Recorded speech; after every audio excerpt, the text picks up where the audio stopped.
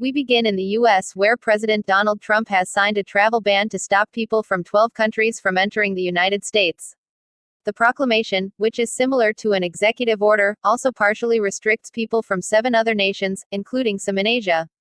The 12 countries affected are Afghanistan, Chad, the Republic of the Congo, Equatorial Guinea, Eritrea, Haiti, Iran, Libya, Myanmar, Somalia, Sudan, and Yemen. He also said he was partially restricting and limiting the entry into the U.S. of nationals from an additional 7 countries. They are Burundi, Cuba, Laos, Sierra Leone, Togo, Turkmenistan, and Venezuela. President Trump spoke about some of his reasoning behind the move. The recent terror attack in Boulder, Colorado, has underscored the extreme dangers posed to our country by the entry of foreign nationals who are not properly vetted, as well as those who come here as temporary visitors and overstay their visas. We don't want them. Our North America correspondent, Jake Kwan, has the latest from Washington. President Trump said this proclamation will go into effect next week on Monday.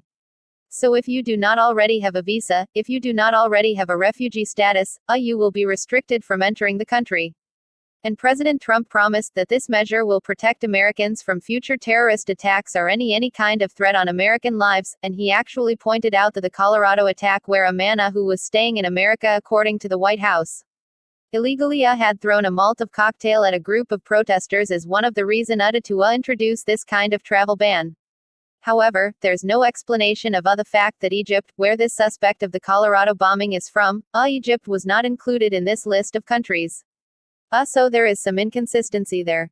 As well as there is the question of how long can this proclamation stay. In the first time he did this in 2017, the proclamation of travel ban, which he dubbed Muslim ban, which slept against majority Muslim countries, was bogged down in the American court system, facing multiple challenges in different courts across America, and that it had to be amended multiple times before it was eventually held up by the Supreme Court.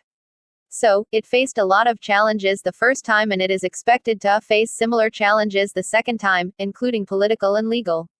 Jake, I'm really glad you mentioned the last time Trump did this in his first administration, because that caused a lot of problems, rather for people, perhaps people who were Iranian originally, who still had the passport but living in America.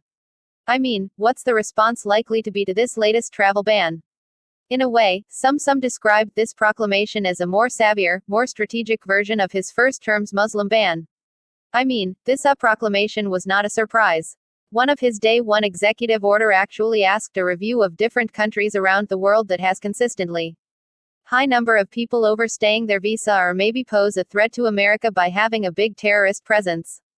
As well as looking at countries that does not have a central government that is strong enough to vet the people's identity that is traveling to America. So the first time that this travel ban was introduced, the reason it was defeated in the courts was that it seemed to discriminate against a certain religion, which is the Islam. This time this proclamation does not include such language. So it is expected to fare better in the court system. It seems that President Trump and the White House had learned the lesson from the first time. Another difference from the first proclamation is that one was supposed to last maybe 60 days or 90 days. This time it does not have an end date.